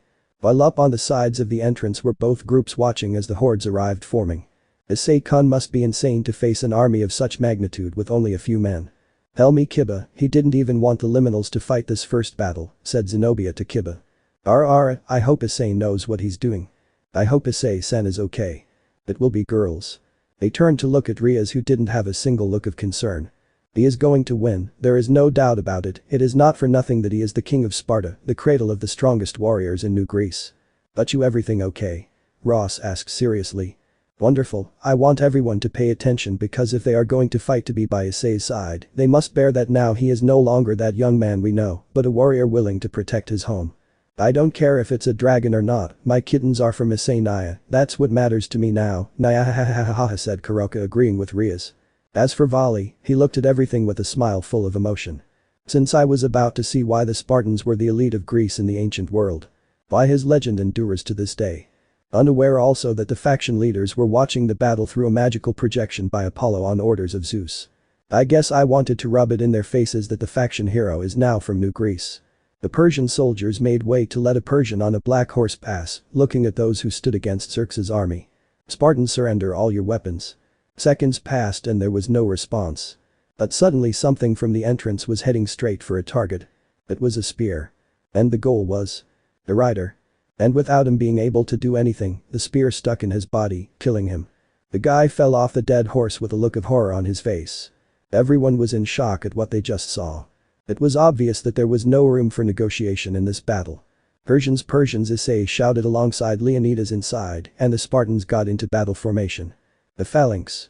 Come and get them, come and get them. And with that provocation the battle at Thermopylae began. The horn sounded. The Persians launched an attack with the first ones carrying wooden shields and spears. The Spartans with spears in front and shields ready were waiting for them to arrive. It was obvious that it was going to be a crash. Stop, Ichika calmed his men. As the Persians drew closer. Never give in but take away their entire strength, Issei said. Resist, he ordered, as the Persians were just a few meters away. They're going to crash into them, Biku shouted. I'm sure they will resist, said Ardor seriously. Issei Samalefe shouted worriedly. The religious trio prayed for the life of their beloved. Rias looked seriously. And then they collided. The Persians' numbers with their shields against the Spartans collided, pushing them several meters, causing them to bury their feet in the ground, trying to stop the horde which continued to push, making them lose ground. Something that worried both supernatural groups as Rias and Vali looked on seriously. Charge Ichika ordered and the Spartans tried to push the Persians, but they were too many and kept losing more ground. Is this the best you have? Limi provoked them, trying to push. Push push, Izuku shouted, trying to maintain the formation. It seemed like a stalemate as neither side gave up. Limi, who was pushing, suddenly felt a cut on his arm, and it was by a Persian spear, to which he with courage and anger used his spear to kill the Persian by stabbing him in the stomach. Everything seemed to continue. We have to help them, Arena shouted. The others prepared their weapons and magic, but Rias stopped them. Just wait for him to start his play. And when is that play going to start? Ravel asked angrily, wanting to help Issei. It will begin. Now. At the cry of his king, everything stopped for a few seconds. And then the Spartans with their shields pushed the Persians, making them retreat, and then when they tried to attack they were received by spears, which even with shields these pierced them like paper. Leaving 8 down and then going back to defense, making the Persians try to pass it. Load. At Ichika's command, they do the same strategy again, killing more Persians, now 10 of them, with Limi killing 3 with his sword and crouching down to be covered by his companions' shields. Every time they pushed and killed they regained ground, keeping their phalanx defending and attacking. The two groups kept looking at the brutality that was taking place at the entrance, as they did not give the Persians a chance to even attack. Among them Kiba, Zenobia and Ardor, who despite knowing the formation of the phalanx, one thing is to know it and another is to see it in action, to which saying that they were speechless was an understatement. They couldn't even speak because of such an impression. And no Spartan had fallen. The girls had different reactions, some looked seriously, others tried not to look at each other. Asia closed her eyes and covered her ears so as not to hear the screams of pain and agony of the Persians, who were victims of the Spartan spears. But there was one who enjoyed the show, and it was Queen Gremory. That's right, Akeno had a big blush on her face and was rubbing her legs as she watched and heard the Persians suffer and die at the hands of Spartan weapons, and seeing her beloved stab his spear into an unfortunate Persian made her even more excited. It didn't help that she also saw how a Persian was pierced by 4 Spartan spears at the same time. The screams of fury from the Spartans plus those of pain and agony from the Persians did not stop being heard at the entrance, and Rias did not stop smiling knowing and seeing her beloved fight and kill. It was obvious that I had to be stronger if I wanted to be by his side. The Spartans advanced, walking over the wounded and half-dead bodies of the Persians in 7 rows, blocking the entrance, while a few killed those who had fallen to the ground to finish them off. It was obvious that the Persians were not going to pass such a defense. Leave no prisoners, Ichika screamed in fury and killed a Persian who fell to the ground with his spear. Aw. No mercy, Issei shouted as he advanced out of the formation. Aw. Issei-chan left the formation arena, taking out her angel wings, went straight to help him like the others, but Rias didn't allow it. Let the king fight his own battles, said Vali, seeing what his ex-rival could do. What happened left everyone amazed. Issei with his shield pushed aside a Persian while blocking the sword of another. He advanced and stabbed his spear into one. I take 2 steps forward to forcefully pierce another Persian, causing the tip of the spear to come out of his back. With more agile movements he blocked more thrusts from other Persians, and with the spear he hit a Persian in the crotch, causing him to drop his sword. Suddenly he takes the spear and throws it straight towards 2 Persians who are knocked down by the force of it. Issei pulled out his sword and swung his shield at one that was launched at him. After evading 2, he cut the 3rd who dared to attack him and a 4th who received a cut on the neck, making him spin. He blocked a thrust and turned to strike the back of another Persian with his shield and cut one in the chest, following which he blocked one and with his sword cut off one's leg and then finished him off in the air. With his shield he blocked one. With his sword he killed another. And with his shield he knocked one to the ground, then prepared his sword and ended his life by stabbing him in the stomach. In the eyes of the supernaturals and the leaders, it was like watching a majestic lion fight, since its movements were unique. Issei proved himself worthy of being the king of Sparta, and he proved it before everyone's eyes.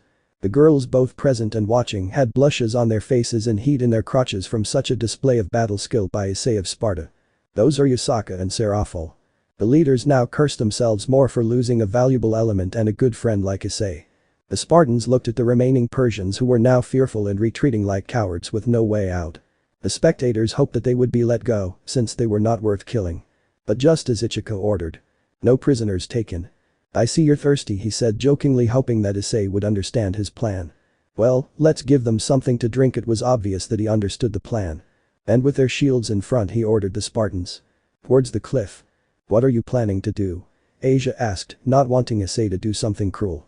They are going to push them towards the cliff. Kiba doesn't see any of that as honorable. Their laws don't allow them to have prisoners. It's obvious that they must eliminate them. Ardor was the same as Kiba. Asia was going to stop that massacre, but Rias stopped her in a way that no one expected. He slapped her and sent her to the ground. None of those who know Rias expected her to do something like that. Asia, feeling the pain on her cheek, looked up at her mistress, who was angry.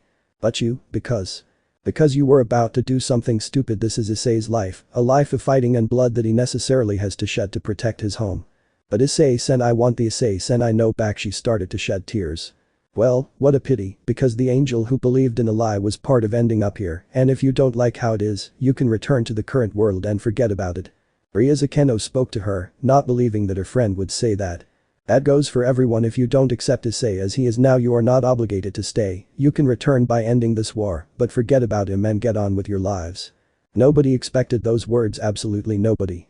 Asia with tears hugged Zenobia, who tried to calm her down, although of course she did agree with her master in one thing. I had to accept that new Issei. The Spartans advanced and the surviving Persians, knowing that they were going to throw them over the cliff, begged for more, but they did not even show them mercy. And without further ado, Issei killed with his sword, just like the others who pushed, making them fall to their death on the rocks and in the water. In the eyes of many it was horrible and merciless, but for Akeno it was very exciting. And for Rias it was glorious. When Issei cut down the last one that fell to the cliff, he raised his sword. Stop. Both friends smiled as they looked down. Excellent start. He encouraged his men. Suddenly the Persian horn sounded on the other side, and in that they saw that several of them threw something that began to be miles. They were arrows, and their number in the sky began to cover the sun. Ichika immediately ordered. Shields. All the Spartans used their shields to cover themselves, while above the entrance Akeno, along with Lefei and Kuroka, raised a magic barrier to avoid that deadly rain while being safe. Well, with the Spartans. Cowardly Persians, Issei cursed, seeing how cowardly they were while waiting for the rain to pass. Just like Ichika. While Lyle, who was also covered, began to laugh. And why are you laughing? Limi asked, trying not to laugh. You had to say it, didn't you? We will fight in the dark. At that, Limi gave in and began to laugh, as did the other Spartans. Even Issei laughed, and Ichika made an effort not to laugh. Bali also laughed upon hearing that, as did Biku and Ardor. Kiba and Gasper were not far behind. The girls just shook their heads, knowing that at times like this men can be idiots. While some Persians who were alive were killed by friendly fire from the arrows. When the rain stopped, everything calmed down. Stand up, he ordered, and everyone uncovered their heads.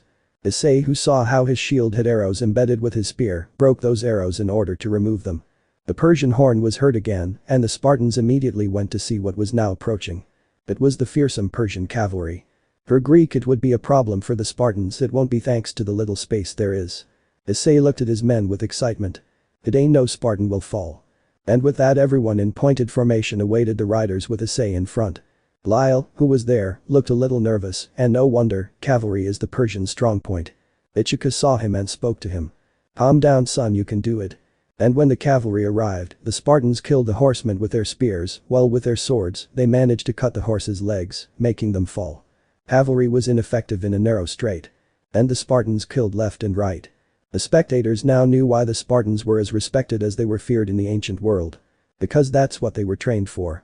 That's what the Spartan warrior existed for. No prisoners taken. Mercilessly. That first day was a good start. Xerxes. The battle was over. And well, after a battle someone has to clean up. No, please, no, Ga one. And the Spartans were ending the suffering of the miserable Persians who were still alive. Of course the liminals helped. The centaurs with spears and swords killed. The lamias and harpies with their tails and claws broke their necks. They didn't want to tear them apart because that would be more trash to clean up, so they settled for that.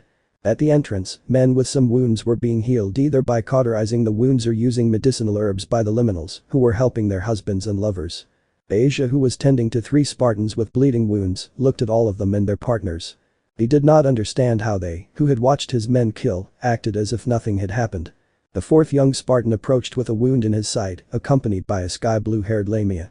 She healed him while listening to them. You fought well today, Egan. When we return to Sparta we can do whatever we want, maybe, you know, he said while with his thumb, he lovingly touched the young warrior's hand. I'm already looking forward to it, my lady. Although her expression was serious, she saw the Spartan's hand, which lovingly took the lamia's hand. When he finished, the young warrior thanked Asia and left, but before that. I'm sorry. The couple stopped and turned to look at her. Can I speak to you alone? I need to know some answers if you allow me. The Lamia smiled sideways and told her partner that she would catch up with him later to clean the place. What do you need to know, my lady? You can just call me Asia, I just want to know something. Well, what do you want to know? Asia. How can you accept that the person you love is a warrior who is willing to kill? It's easy because I know that Egan fights not because he hates what is in front of him, but because he loves what is behind him. We are at the entrance where you can cross by land to New Greece, and if the Persians manage to cross it, they will enter and kill or enslave every Greek they find, including Sparta. The Lamia puts a hand on his shoulder. I understand that you don't like having to kill, or that your loved one has to do it. I also went through the same thing as you, but freedom is not free, there is a price to pay, and Sparta is willing. But aren't you afraid that your partner will die? I would be lying to you if I said no, but I cling to something that I know you also have, even more than me. And what is it? Hope. And with that she left, leaving Asia alone with her thoughts. But she now had much to reflect on and hoped to find the answer. The only thing left was to have hope. While on the outskirts the Spartans continued to finish the lives of the dying Persians, and you could say that they with some liminals were having fun. Ichika killed one with his spear while Issei sat on a rock and calmly ate an apple. Issei, our Greek compatriots are begging to fight. I think today's battle motivated them a lot, he said, killing another Persian. Well, if that's the case, tell Kazuma to come and prepare his best 30 men, I want them motivated, fresh and sober. I have a job for them to do, apart from helping us a little. I don't want our companions to get bored with this tedious work. I would like to say the same thing, but he gestured for her to look to her right. And it was a Lamia that had a Persian by the neck with her tail, and with a sadistic smile applying force she slowly broke it, making him suffer. And then a centaur who with her spear killed a Persian in the heart, all with a calm smile from a housewife while humming a song. It was obvious to the two young men that the liminals were having fun with the tedious task of cleaning. Father. Limi ran straight to Issei and Ichika, and then stopped and tried to talk. Catch your breath, Limi. Yes, father, the Persians are approaching. How many? A small group, not enough for an attack. Maybe you want to negotiate or talk civilly, said Rias, who came down from the sky, since her group was watching the areas in case they found spies. If that's the case, it's better that I take care of them, Ichika. I'll go see what they want, you're in charge. Issei could be a trap. Calm down, Ichika, if they kill me all of Sparta will go to war just like New Greece. Pray they are stupid, and pray they are right.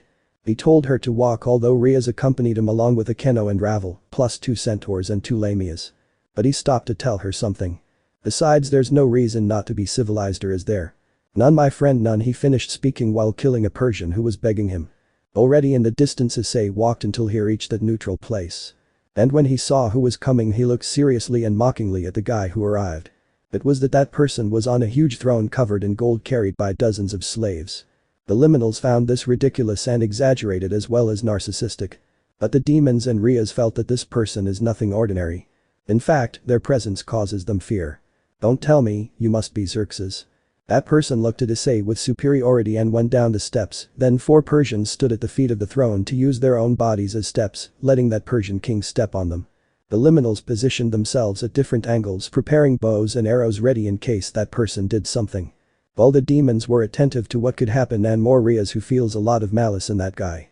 I was named Xerxes by my main god who gave me a purpose, but come Issei of Sparta, let us not speak of me, let us talk to reason together. It would be a pitiful waste if you, brave king, and your fierce troops were to perish. He just smiled sideways. All because of a simple misunderstanding. Our cultures could share a lot. Haven't you noticed? We've been sharing our culture with you all morning, he mocked a little. Yours is a fascinating tribe, you remain defiant, facing annihilation, in the presence of a god, but it is not a good idea to challenge me, Issei. Imagine the horrible fate that awaits my enemies if I would gladly sacrifice my own men in order to obtain victory. And I would die for any of mine.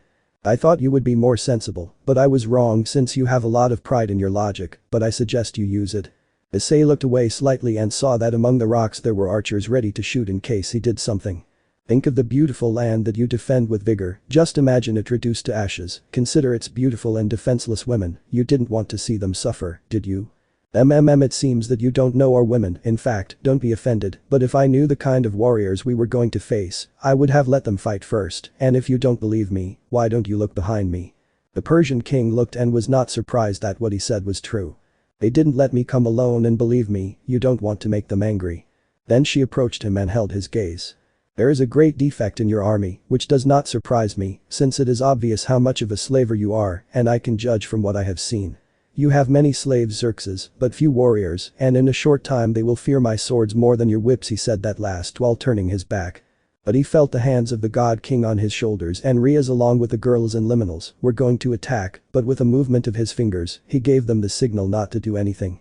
"It is not the whip that my servants fear, but my divine power, but fortunately for you I am a generous god, I can enrich you immensely, and beautiful women from all over my empire will beg for your warmth."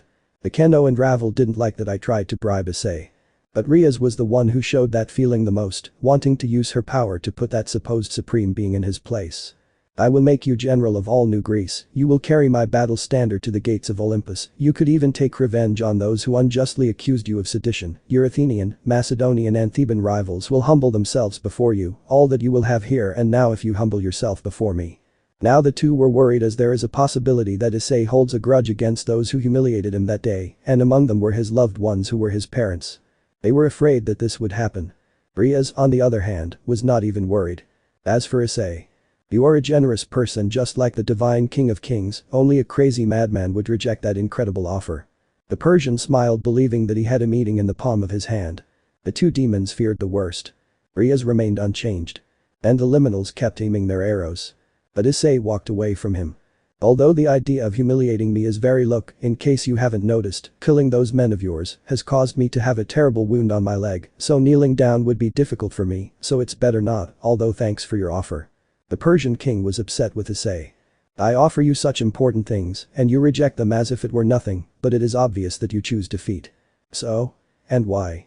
"Because there will be no glory in this war you wage. When I conquer New Greece, I will erase all memory of Sparta from the history of this land, every part of New Greece will eventually be burned, every Greek historian, scribe will have their eyes taken away, and I will cut out their tongues, mentioning the simple name of Sparta or Issei will be punishable by death."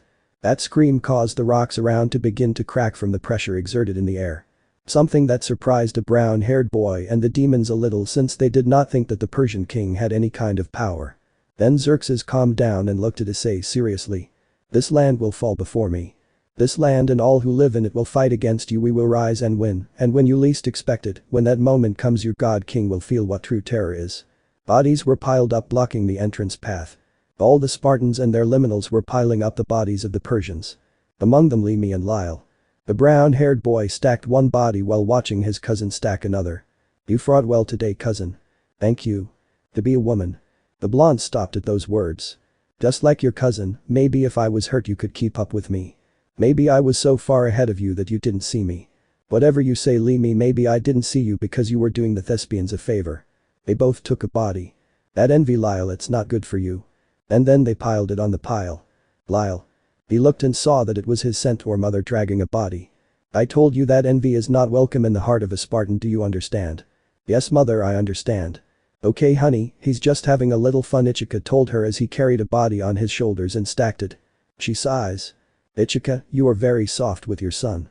Then Issei arrives with the other girls and the liminals escorts. "Pastor ladies and stack those Persians high." Then I turn and look across the road. "Because unless I'm wrong, we're in for a hectic night and this time we'll all have to participate." It was obvious that once night fell the forces of Sparta. They will fight in the dark. A mortal battle. The night has come. Darkness claimed Thermopylae. The bodies of the Persians scattered in the narrow passage fed the seabirds. And in the distance the sound of drums began to be heard. It was firm but disturbing. Banners with pointed skulls and long black cloths fluttered in the sea wind. Footsteps could be heard to the beat of war drums. Something was coming. They were those who had obeyed the will of the Persian kings for more than 2,000 years. Eyes as black as night. Fangs instead of teeth. Without soul. There were rows and rows of those whom the Greeks considered demons. While they were accompanied by dark beings with scorpion wings and tails. And a big guy over 2 meters tall chained. They are the personal guard of the king himself. What was once Asia's deadliest fighting force. The Persian warrior elite. And now they are more demons than men. The immortals. There was silence. The one in front took out his swords and everyone else did the same along with those beasts wanting to kill something. But they don't know it. They do not know that the god king had a fatal oversight: pride. Easy to provoke and deceive. So before wounds and exhaustion take their toll on the defenders, the mad king throws at them the best he has. Xerxes has fallen into the trap. Spartans push. At Issei's command, the Spartans and their liminals pushed the top of the wall of corpses, causing it to fall like a wave towards the immortal leader. He was trapped. And the forces of Sparta drew their swords, spears and claws to fight, climbing up and then launching themselves before them. While Issei with his spear killed the trapped immortal and then looked at them. It's time to put your degree to the test. The Spartans attacked, taking the initiative with Issei and Seria, killing 2 of them. But those demons weren't the elite for nothing. It was seen how they also fought with great ferocity. One of them jumped to deliver a double kick to the chest of a Spartan. The Spartan was fighting 2 immortals, managing to kill one, but the other managed to bury his sword and then knocked him to the ground. Issei with his shield knocked down one. The dark creature with its fangs bit the neck of a Spartan, but a swooping harpy managed to dig its claws into its head and then kill it by crushing it. 2 Spartans were fighting side by side against 4 of them, but one was stabbed from behind. The Lamia killed 2 immortals by cutting off their heads, but was then stabbed by the sword. The centaur with good spear movements managed to impale 3 of them, but received a cut on the legs, causing it to fall to the ground and be finished off. 2 immortals had a Spartan on the ground and both stabbed him in the chest. Issei with his spear managed to kill more, and with great mastery, he remained standing ready to continue fighting. This was a battle of elites. In the sky 40 types of 3 pairs of black feathered wings plus a fearsome dark dragon looked at the forces of Sparta as if they were simple insects. They were fallen angels. And at the movement of the leader's hand, he ordered them to prepare spears of light to kill them. Then they released them straight to the Spartans. But they didn't expect that the attack would be repelled by a magic barrier. Behind the barrier were the 2 supernatural teams that fulfilled their duty to protect. "You will face us." And Rias' words were a signal to start a separate battle. All below the battle was going nowhere, and more so the immortals seeing Issei fight. Then another leader looked at that huge guy who was asking to be released so he could fight. He gave the order. And 4 of them pulled the chains, and they released the shackles from his neck. Then one of them with his sword cut the chains from the hands. Now that monster was free. Lyle along with Issei and Seria fought side by side, killing immortals. But one of them was going to reach Issei through a blind spot. "Issei. Father." Lyle managed to stop the attack with his shield, and Seria finished off the immortal by stabbing him in the chest with her spear. Then Issei, still surprised, uses his sword and cuts off the immortal's head. The young man looked at his wife and son. They both nodded, forming a team. The monster growling for blood had a huge and heavy sword. Approaching the place to fight, aiming at Issei. Izuku was fighting an immortal, but received a blow that made him lose his helmet. Even so, he managed to kill him with a cut on the chest and then knocked out another who was going to attack him from behind with the edge of his shield on his throat. The monster grabbed an immortal who wanted to escape by the neck and threw him to the ground. The Spartan was stabbed in the back while his chest was slashed by another immortal, only for a third to bury his sword in his jugular. The manticore knocked a centaur to the ground to bite it, but 2 lamias with their tails began to strangle it while a Spartan climbed on its back and with his sword pierced its skull. The harpy takes an immortal by the shoulders and together with another they pull him to split him in 2. Izuku used his shield to defend himself and then hit the immortal, causing his mask to fall off. The green-haired boy was shocked to see that the immortal's face was anything but human. Demonic features, dull black eyes, protruding lower fangs. It was obvious that they were real demons. He couldn't think anymore when the body of an immortal made him fall to the ground. The immortal without a mask was going to kill Izuku on the ground, but he had no way out of that situation. If it weren't for someone killing the immortal by stabbing him in the neck with a spear, then being stabbed in the chest and falling dead. It was Issei who came to his aid. The king with a bloody spear helped Izuku up. When he did it, he saw how that monster threw a double-edged axe. Izuku reacted quickly and grabbed Issei by the shoulders and bent him down, causing the axe to only cut the hairs on the helmet's mane. Saving his life. The monster roared in anger and approached, brandishing his heavy sword with one hand. He went straight to attack Izuku, but he grabbed a Spartan's sword on the ground and managed to block the cut. Later he was kicked so hard that he ended up in the pile of corpses. The monster looked behind him to see Issei, who stood on guard ready to fight. The young king began attacking with his spear, but the monster took the tip with his hand and with the enormous sword he cut the wood, leaving it useless. Issei releases what was left of his spear and steps back as the monster began to attack, trying to cut him, but he dodged it and used his shield to defend himself without having time to draw his sword. But then the monster attacks him many times on the shield with great force that leaves him on his knees. I was in trouble. Father Limi went to his aid, but he was knocked out by a blow that sent him to sleep. Like King, a harpy flew straight to the monster's back, trying to hurt him with her claws, leaving more wounds. He managed to grab her by the neck and break it, throwing the already dead body. Issei manages to draw his sword. He stopped a sword strike with his shield and spun to cut his leg, causing him to retreat. He then managed to bury his sword in Issei's left arm, making it bleed, but he took the blade and slowly removed it from his flesh, taking it from Issei's hand. He received another attack on the shield with such force that he knew he was on his knees, and then the monster grabbed him by the shield and threw both of them away, separating him from his only defense.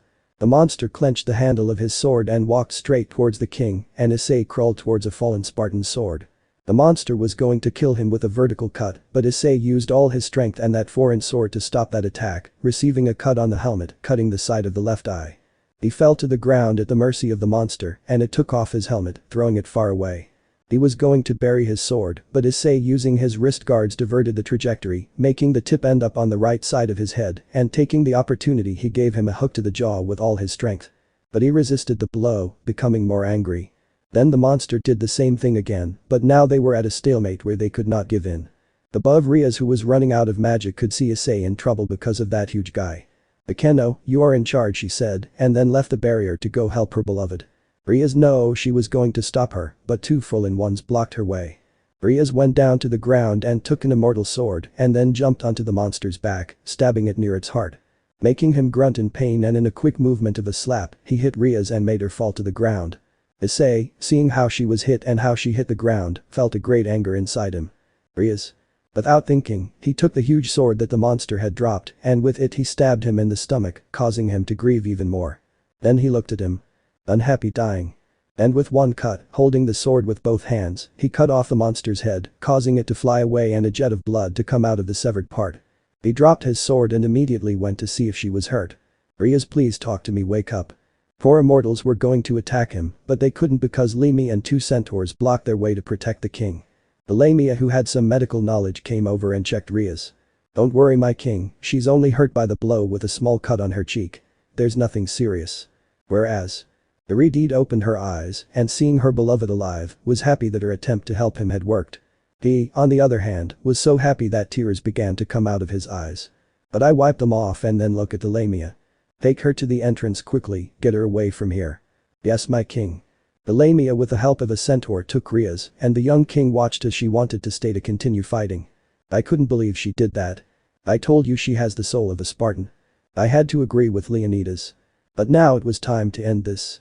Arcadios now. From some hidden bushes the Arcadians emerged, motivated to fight, led by Kazuma, their king. "Ready, you bastards. We have to show those Spartans what we can do now." They, with a war cry, launched themselves straight at the immortals. An immortal was stabbed by Kazuma's spear. The Arcadians caused disorganization to the immortals. They scream and curse wildly. More bullies than warriors. They managed to make an impressive mess. And not only them. Behind the ranks of the immortals, the Thebans with their minotaurs blocked their way, with Takashi leading them. The Olympians jumped from the high rocks with their harpies and lamias led by Ikki. And the Thespians and their satyrs provided support to the Spartans, being led by Shinku. These brave rookies and rivals did their thing. The immortals had no way out now.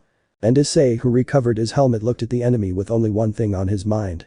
Revenge for those unfortunate people killed. They had to pay for their barbarity. The Spartans fought with more ferocity, and Lemi, using his spear, managed to kill 2 of them, while a third knocked him down to finish him off on the ground. Then he took out his sword and cut one in the chest, causing him to fall on his back. The immortals could do nothing, and even more so when they saw that the Spartans had formed their formation. In a desperate attempt, they charged against the shields. It was obvious that the battle was lost for them. The immortals had failed the test of Issei of Sparta. And on top of the rocks, the man who calls himself God, who watched as his elite fell to inferior beings, feels a very human shiver running through his body. "We will defend the entrance." The battle was over. The wounded were treated. The bodies of the immortals and manticores were destroyed. The funeral was held for the fallen. Among them were several Spartans who died with their liminal partners, and their last wish was to be burned or buried together. The bonfires filled with wood and bodies of his brothers burned. But as they would have wanted those who survived for another day. They celebrated in front of the bonfires, drinking wine and holding the morals high. For our king Awe and the glorious fallen Awe, it was the cry of Ichika along with Saria, who both celebrated. "Now who will dare to send Xerxes?" "Who?" shouted Lemi, accompanied by his Lamia, Lyle with his centaur, and Izuku, also with his lover Lamia. "Nothing will stop us now, also Lyle." And then. Ouch, ouch, ouch. The 2 supernatural teams also celebrated, with the boys alongside the Spartans and the girls alongside the liminals. Rias, who had recovered thanks to Asia, watched as everyone celebrated. The war had just begun, but at least there was the right to enjoy this small victory. Then he looked at Issei, who was looking at the moon in the distance. She knew he didn't celebrate because he wanted more than just glory. A weak hope. But it exists. She walked over to him and put a hand on his shoulder. "Eyes, have faith, we can do it." He looked down and touched that hand and then looked at her. "I know, thanks for saving my life." Iridied smiled and then kissed him on the lips. Looking at him, touching with the tip of his fingers that red mark made by the sword of that monster that managed to cut his helmet. "I told you that I am willing to do anything for you. Now what we have left is to continue and end this war, to return to our home." "Rias, you know I can't return to Sparta. I just hope to earn my right to live there, because in those days I was there, I saw it as my home. I am willing to do anything to be by your side." "Rias. For now I think you have to celebrate." And with that plus a kiss on the cheek, she leaves him alone. At that he looked at his men celebrating with their partners. Maybe his beloved Rias was right. I had to celebrate. Against the endless hordes. Against all odds. I could do it. He in Sparta and his friends. They will defend the entrance. We can win. First day. They go out to face the enemy. Spartans. Liminals. Supernatural. They come out to protect the entrance. Of Xerxes. The sun appears. The whip sounds lashing. The barbarians howl in pain. Those behind order by shouting. Move forward. Those in front flee screaming. Attracted. The eyes of the defenders witness the grotesque spectacle coming from the darkest corner of Xerxes' empire. The Persians unleashed a one-horned armored beast with the intention of breaking through the solid defenses of the Spartans. It was a rhinoceros. Something Lyle saw with anger. The beast ran over 3 unfortunate Persians in its path. The liminals were going to intervene, but at Ichika's order they stopped. As his son prepared his spear and threw it straight into the beast's eye. The spear was embedded, and before it could reach the defensive lines the beast fell. Taking a last breath. Lyle took his spear, taking pity on the poor creature that did not deserve to be used as a weapon. Ceria smiled. Knowing how well he had raised his son. Second day. The Spartans covered themselves with their shields just like they covered the liminals. Something is thrown at them that explodes into hot sparks that burn flesh and fireballs. When force doesn't work, they turn to magic. They were wizards who threw jugs of black powder, and some with staffs cast fire spells. The situation was severe to the point that Leffe and Kuroka helped with barriers at strategic points. Hundreds of nations fall against the defenders, but in that narrow corridor, their numbers are worthless. Between explosions and flames, Leffe stood in front of Issei, who tried to advance and eliminate those magicians, but they had a solid defense that not even the harpies could reach above. But there was someone who took the risk. Limi, who came out of the formation, jumped and ran between explosions, ignoring the screams of his king and father. He felt the heat and also how some hot iron fragments were buried in his skin, but he still continued running straight to the enemy lines. When he arrived, he jumped over the defenses and with his sword, he killed a magician who had a vase with its wick lit. He let go of it and the vase rolled until it reached more vases. Limi turned and Leffe, who came to his side applying a barrier on the shield, protected themselves from the huge explosion of fire and sparks that killed all the Persians who were nearby. The explosion could be seen from the enemy camp. The Persians fell by the hundreds each day, the defenders sending their wounded bodies with their fragile hearts to the feet of Xerxes. The man is placed on a log where there were 2 heads on the ground. And a fat demon with arms shaped like bloody blades was ready for something. The god king is upset with his generals and punishes them. The fat man raised his arm and with it cut off the Persian general's head. On the 3rd day. Elephants were in the corridor. Xerxes sends his monsters from his very empire of terror and tyranny. But they're clumsy beasts, the piled corpses are slippery. Making them fall into the sea thanks to the constant attacks of the Spartans and liminals. On the 4th day. More Persians arrived and on the battlefield young Limi and Lyle fought with great emotion and energy, with their partners covering their backs. Then they killed 6 more and both joined together still in combat. "Are you still here, cousin? Lieutenant Ceria will kill me if I don't watch your back." "I can't talk, I'm very busy." They returned to the fight. Every movement and thrust was full of emotion, leaving the Persians looking like novices. They were trained by the king and the captain. They may have had difficult lives before the goddess Artemis brought them to New Greece. But one thing was certain. They took care of each other. And they will fight together like the brothers they are. When the Persians stopped coming. Gathered together Spartans, Issei ordered his men and liminals to get back into formation. The young people were far away. Ichika and Ceria saw it. "Lyle, my son," he shouted. The blonde could see that in his parents' eyes there was nothing else but pride. "I achieved my goal." His centaur mate, who was standing near him, smiled at how happy Lyle was. Limi is still proud of his cousin. The moment could not be ruined. If not, by a Persian rider on a white horse who had an axe and was going straight for someone. Lyle knew. Lyle. The anguished cries of his parents alerted him to the imminent danger. He turned around. He had no time to evade the attack. It was his end. But the whistle was heard. And the rider fell from his horse. With an arrow buried in his chest. Nobody understood. Nobody knew what was going on. The defenders looked towards the high rocks at the entrance. To the person responsible for shooting the arrow. It was none other than she. Asia. The kind-hearted blonde. She had a bow in her left hand. And in his eyes he had silent tears because he broke one of his principles. He took a life. Issei, seeing her like that. Seeing her with those tears. He lost his mind. He walked out of the formation in an imposing manner. Filling Persians and ignoring the voices of their men. Looking at the corpses of the fallen defenders. These 4 days had passed. He lost a few of his own. But every death and fallen was a brother. A couple. Someone who could have had a happy future. And seeing the tears of the purest person he had ever met in his life. Seeing his men and liminals fallen by the enemy. The king himself is lost. He goes mad drunk with blood. He cut a Persian with his sword about 6 times. Then kneeled down. See his hands. Stained with blood. See how the Persians retreat in fear. See how those who died under his command will never return home. Seeing how all the pressure was hurting him. See, it was starting to fail. How king. The cry of anger and rage. Rias along with Akeno stopped him, preventing him from launching an uncontrolled killing spree. The king's cries for the loss of his people and the belief that he was failing his people are more fearsome than the mighty drums of battle. It takes the strength of 2 lamias and 5 men including Captain Ichika to get it back into formation. The Spartans saw that their king was beginning to give in, and that was not a good sign. The day was theirs. No one celebrates this time. Let me know in the comments below if you guys want the next part. Also check out my other video that has been shown and left. Thank you for watching. If you enjoyed this video please like and share this video. And have a fantastic day. Bye.